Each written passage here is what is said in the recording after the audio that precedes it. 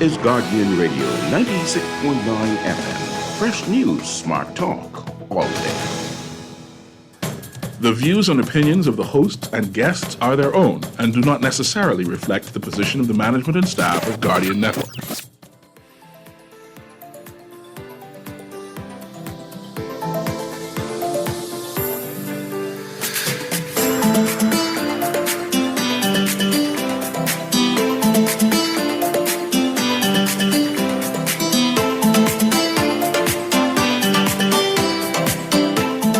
Good morning and welcome to Guardian Radio AM. Today is Thursday, February 22nd, and it's a little after 11 o'clock in the morning.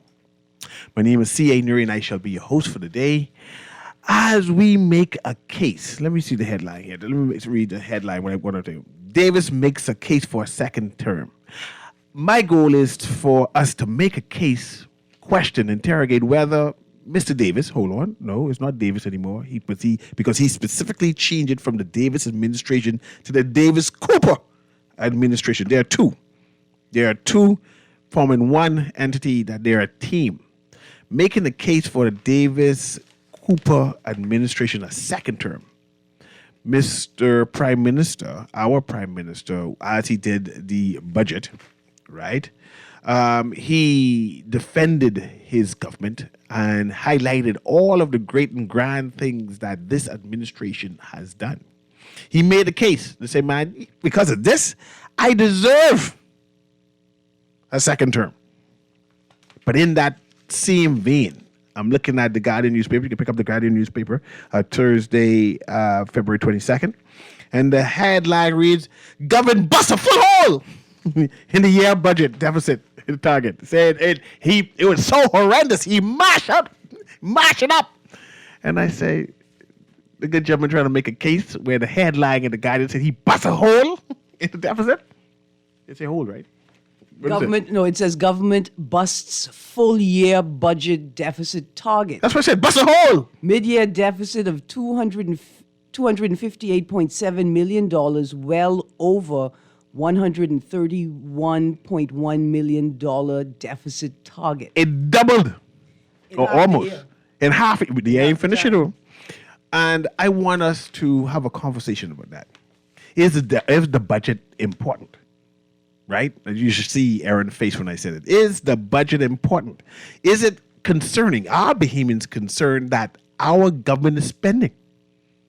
And not no little spending, because sometimes there's a saying, you gotta spend money to make money, right? But we already know that we is going to be in a hole. The country's going to be a hole, and we budgeted a particular number. Say, boy, there's a big hole the country is going to be in, but we can work with this because we're making all these extra money. Remember when we lowered the VAT in order to make more money, and they say, man, things are good. But it seems as if the more money we make, because we make all kind of money, and in fact, our government is pegged to make even an extra $140 million on extra taxes for taxing these big businesses, these foreign entities. But it seems that the more money we make, the more we plan to spend, and we ain't spending to pay no bills. And that's what the conversation is today, right? We're going to talk about whether this administration deserves a second term, despite when you go through the Guardian front page, all kind of problems. I haven't even listed problems yet.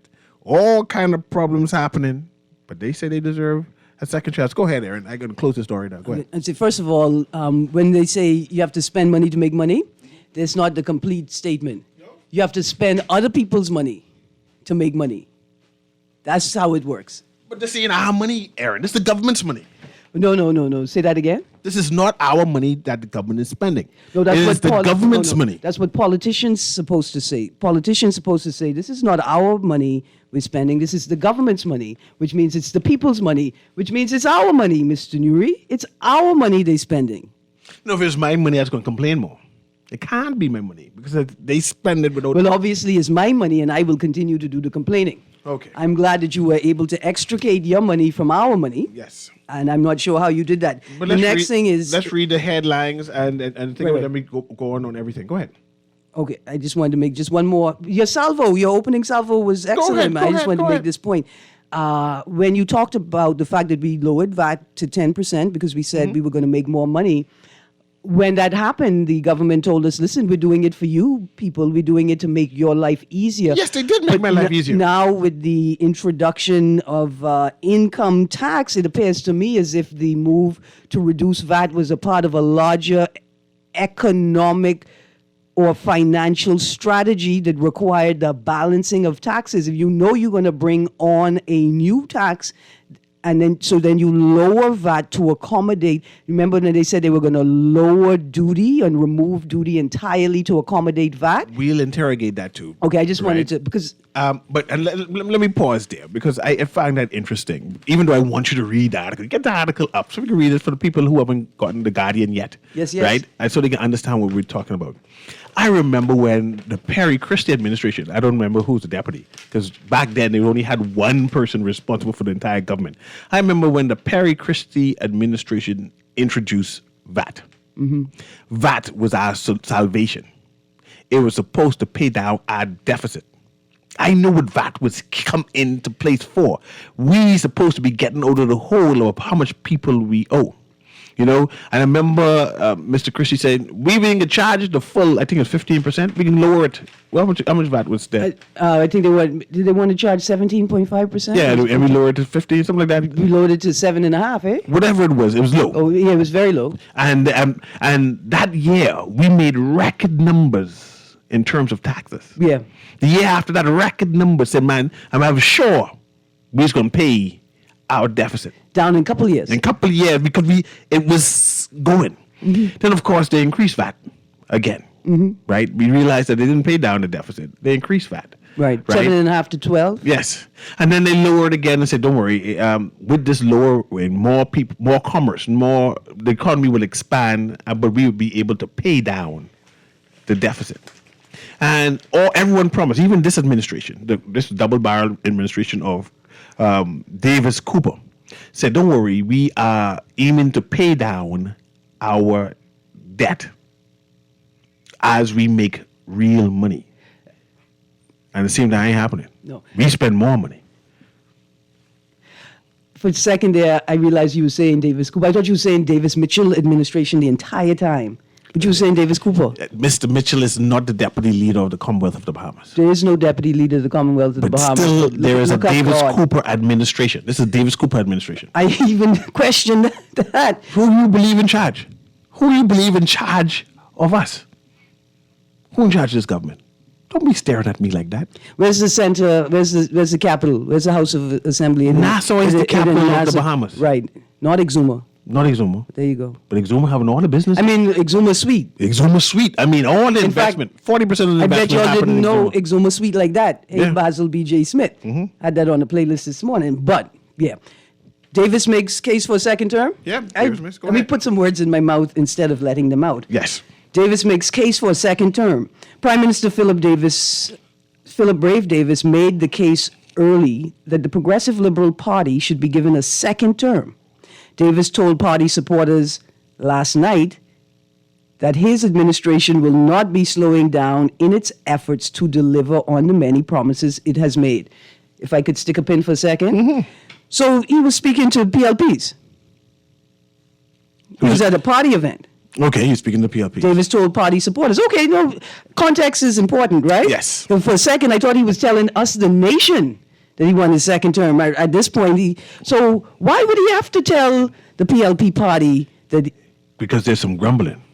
Okay. Quote from the article, Davis makes case for a second term in today's Nassau Guardian. Quote, if we, the PLP, keep pushing forward, keep making those big changes we promised, and stay united, there's no doubt in my mind that the Bahamian people will see who truly stands for real change. That's what the chairman keep on saying. Let's stay united. Don't grumble. Stay He said- united. He said you had no one to hold him. Yes. No one to fool him.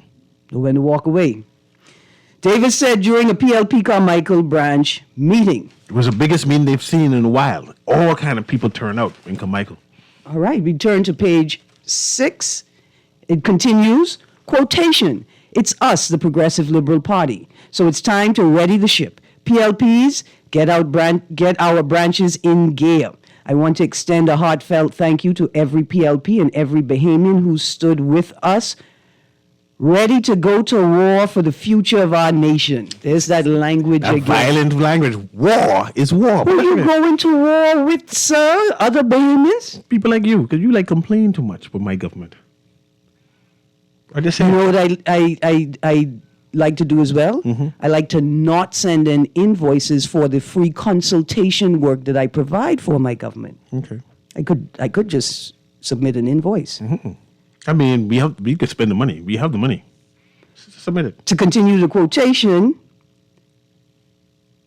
ready to go to war for the future of our nation. This year, we're going to make every moment count, and by God's grace, you will see the results of our collective hard work. Close quotes.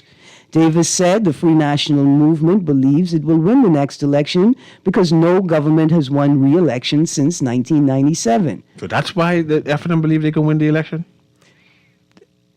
That's what Davis is telling people. I'm not sure if that's what he actually thinks. Quotation, the FNM thinks they're just waiting in the wings, ready to take over because they believe every government is a one-term deal, banking on the notion the Bahamian people change government every 5 years. Close quotes. Davis said, quote again, We don't change government. We fire government. we don't change governments at all. Governments are continuous. We fire political parties and politicians. So look at you. Go ahead. I mean, that's what we do. Quote, they couldn't be more wrong. The FNM shows a staggering lack of respect for the intelligence and discernment of our people. They seem to think power is theirs for the taking, for all the wrong reasons. But here's the truth. Power should never be the goal. Service should be. Change should be. Improving the lives of every Bahamian should be. I am concerned about that because I seen this deficit grow, and you're talking about the future, and it seems as if there is no trying to pull back on spending. This even half the year yet, and we double the projected deficit. What concerns me is that with about 3/4 of way through this article, and the Prime Minister has spoken more about the FNM than about any of the plans or successes that he's using to make the assessment. PLP don't want to hear that. Which is another good point. One thing this statement, the quotation shared in this article raised for me is that, you know, we often sit here and say, is it true? Are we hearing what we're hearing? It appears as if the government has one conversation with the international community and one conversation with the local community. And now it turns out that political parties have one conversation with their party members and supporters and have another conversation with the country as a whole. Continuing from the article, quote, this is where we, the PLP, stand apart. We are not here to fill seats. Largest cabinet. Money got to spend. Every day we get a new ambassador. We are here to make a difference. Big changes are not just promises we make. They are the results we deliver. Davis said his administration has done more in 3 years than the last FNM administration did in its 4 years. When we look at what we've achieved, see, I don't like this. So you're not going to mention COVID now? No. You're not going to mention Dorian now? You love to mention it, but just not now. Oh, I didn't see all those colors over there. Continuing from the article, when we look at what we've achieved compared to the FNM, the difference is night and day, he said. He said the PLP has built more homes than the FNM, fought to get the Bahamas off the EU Yet blacklist. we still have a housing crisis because they've not addressed it yet. Increase the salaries of nurses, teachers, and public servants, and raise the minimum wage. That is good. The Bahamian people voted for us because they believed in our vision, our promise, and our capacity to bring about the significant changes our country desperately needs, he said. They saw past the empty promises and the flashy campaigns of our opponents and chose substance, integrity, and action. I'm not sure if that's why I voted PLP. I voted minutes out. I didn't think they was confident. Everything that the PLP stands for, and let me be crystal clear, we cannot and we will not let them down. Here's an idea before we go to the phone line. You're going to call us now, so you can call now. All right, let's go to the phone line, and then I want to make a point You sure? about housing and PLP's approach. Yes, because they believe that they're building more houses, and I'm saying that there's a housing crisis we haven't addressed yet. But let's go Absolutely. to the callers right now, right? Go ahead, caller. Can you hear me? Call Gurn once.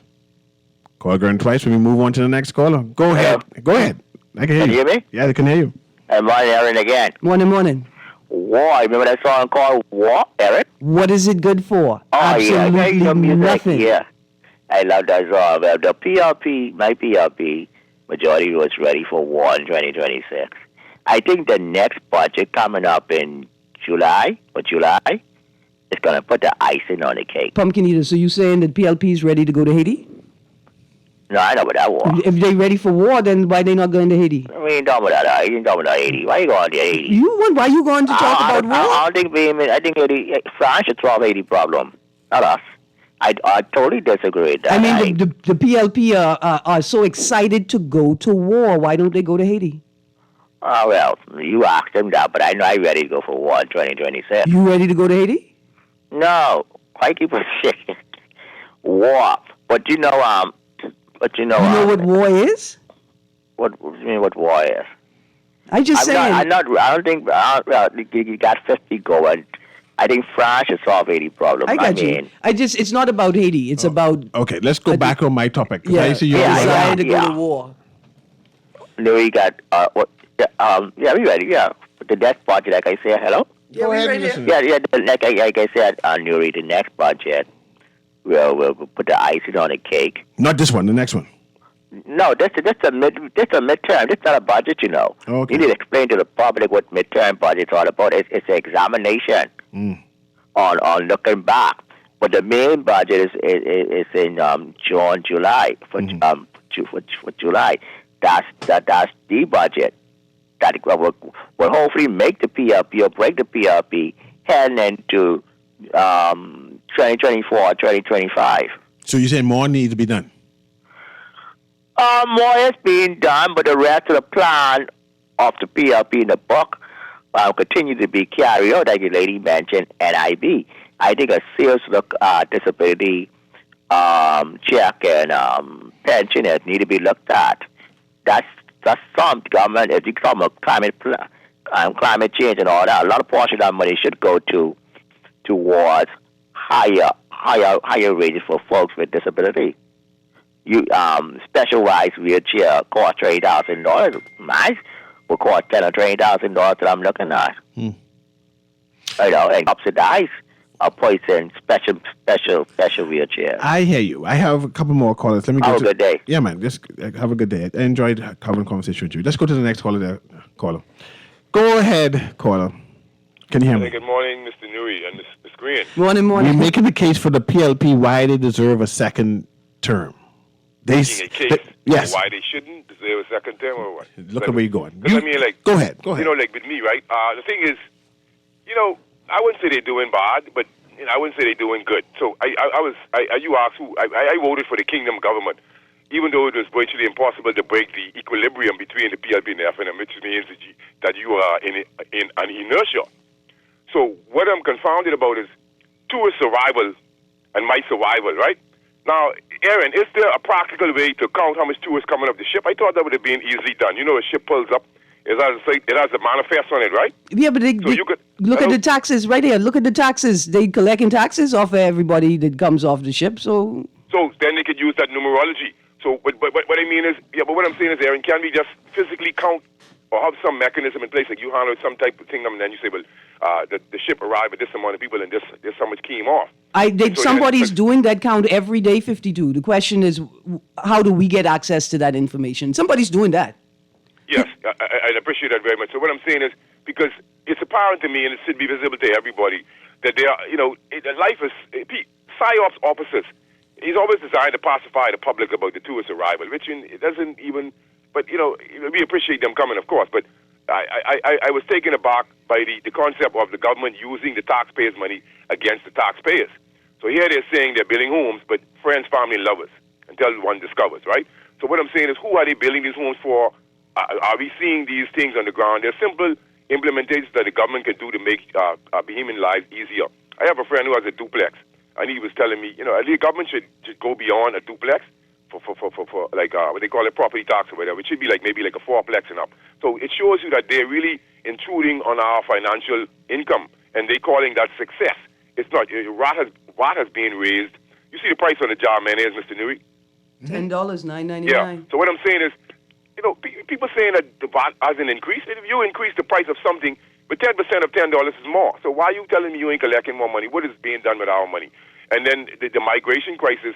And I can't vote for PM who telling me that the Haitian people is behaving, and we are miscegenated. Maybe so, but you're not seeing where I'm looking at the taxes they imposed on the boat owners. I heard Malis, great guy on the radio the other day. All of these things I'm taken aback by.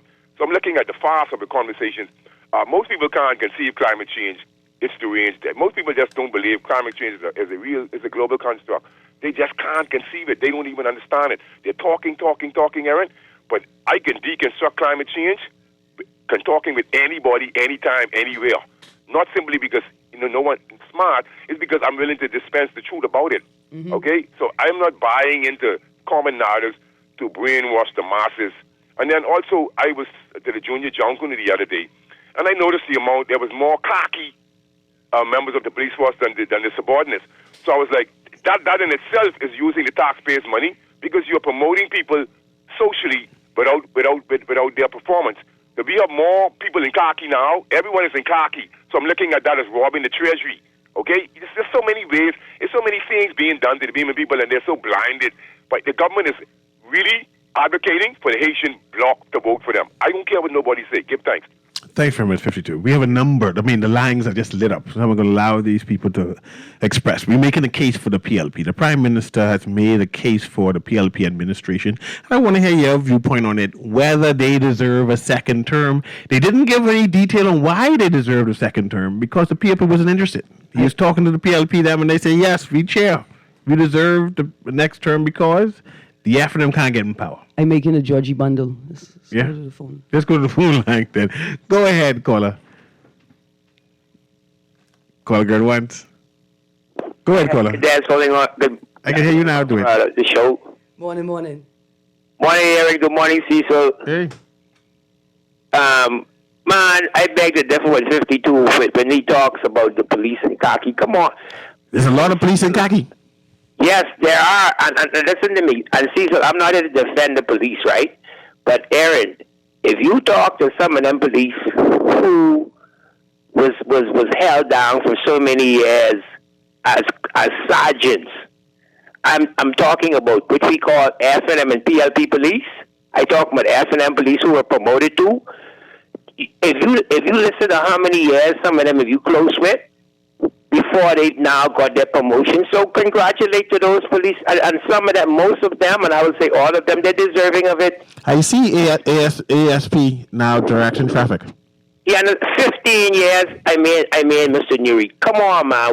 I don't care who's the government, PLP, F&M, PLP, 15 years. Now you get a promotion. You should be grateful of that. The critique is not of the police themselves or them getting a promotion. It's a critique of a dysfunction in a system that renders it top heavy, right? Like they don't have a protocol for promotions. They don't have a long-term strategy for succession, right? And the movement of officers through the force. Or it may be an indicator that salaries need to increase at all levels so that somebody isn't being promoted so that they could get a decent salary, right? Commensurate to the years in service.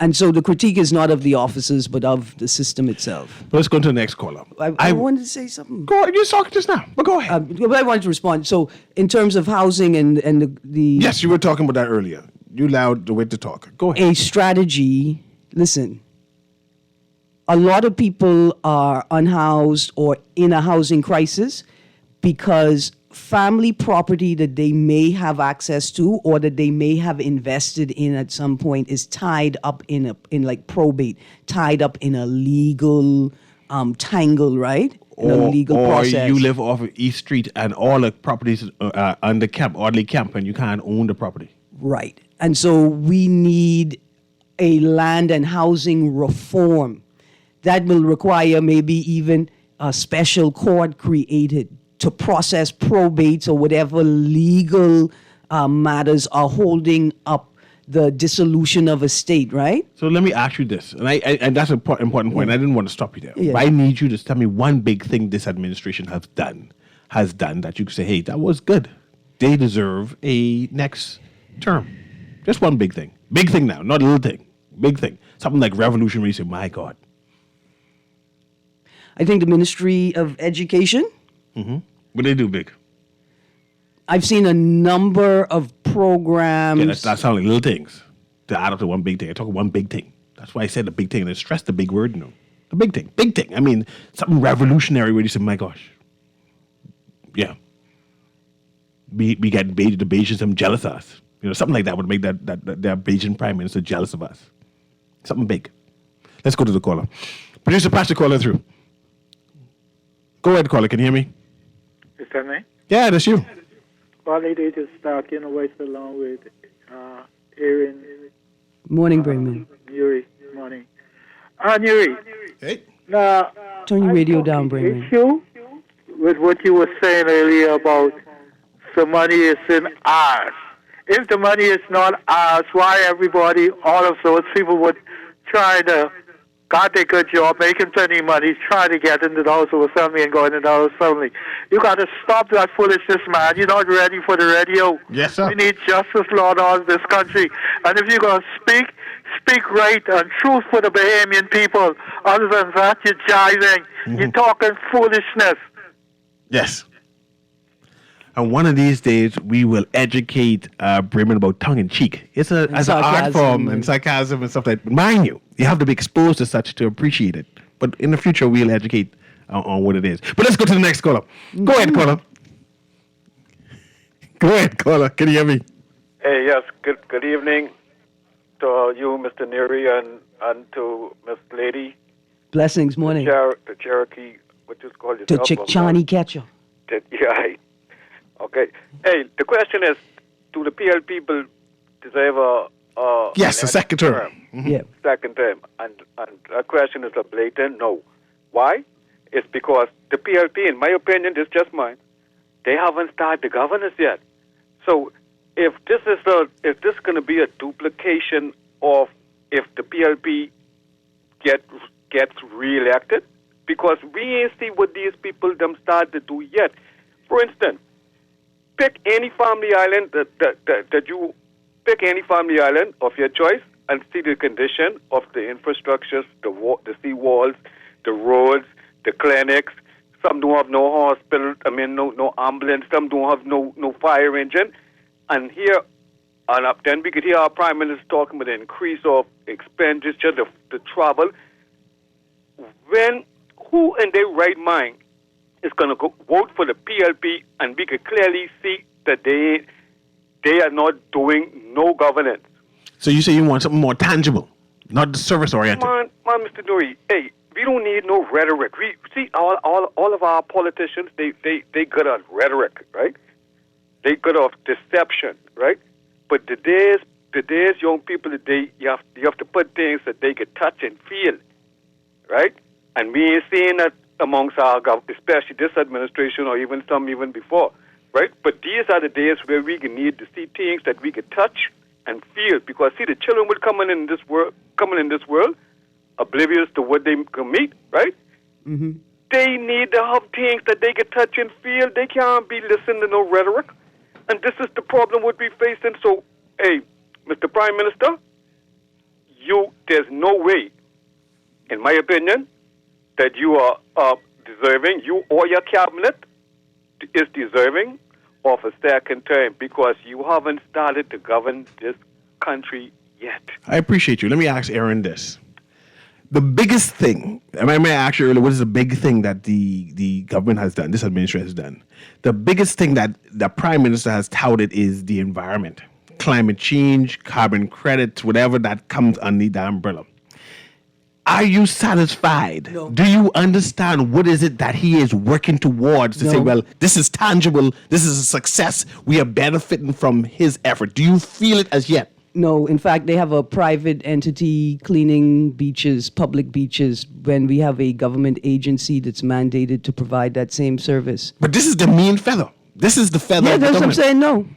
No. What I'm saying is climate change. First of all, I don't understand what the government's agenda is, right? I don't understand how climate change, carbon credits, and the National Investment Fund Act are going to work together to generate funds for the Bahamian people.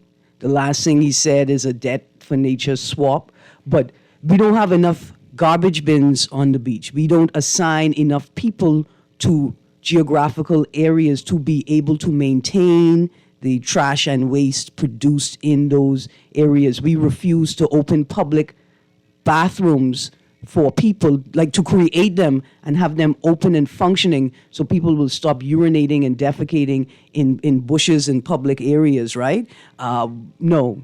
So you're saying the main thrust, the thing with that this administration is going to be known for, which is the climate change and environment. You say they're not even doing a good job with that? Listen, let me repeat it to you, right? We have a private entity that has volunteered to clean beaches with a tractor, except the beach is a public beach and we have a public agency that's mandated to provide that service.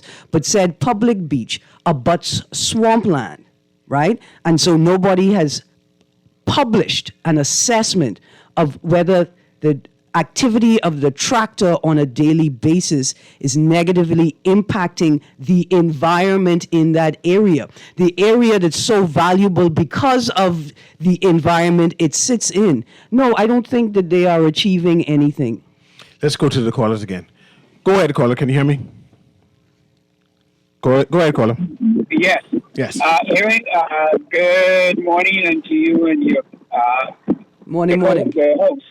You know, when you think about the tourists coming off the boat, I know there's a way that they can say, is the money really trickling down to the poor man? You could have millions of tourists come off the boat, but if the money is not coming down and stealing that money, you know, it don't make no sense to put a count on it. All you do is just looking at the number, but who is benefited from it? Another thing, Aaron, when you look at downtown, I don't think our tourist is getting an authentic Bahamian experience. Let me give you an example. Someplace Square, right in there, they can have a maypole, planting of the maypole there, teach the tourists, even you have to give them a little, payment, and then by the Awa Key, by the huts, there's a crowd of the tourists. I don't know if you know, but Skull and Boat. You ever heard about that, Mr. Newry? Yep, Skull and Boat. Okay. In the regattas in Exuma years ago, they saw Skull and Race. And they can have the little small boats in there. That's an authentic Bahamian experience to teach the tourists how to do that. How to grapple the conch out of the water. Sailing the Kamalami boat. Show them how to rig it.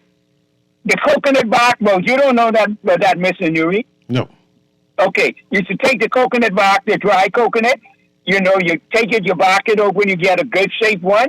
And then we take the can cover, use that as the rudder, grape leaf, and the stem from the coconut, and you put that in there, and you let the boat go and the boat sail. Coconut and the Kamali, something that was being an experience. So then they get back on that boat, and they tell the captain, hold on, we got to go back. We're not finished yet. We love it so much.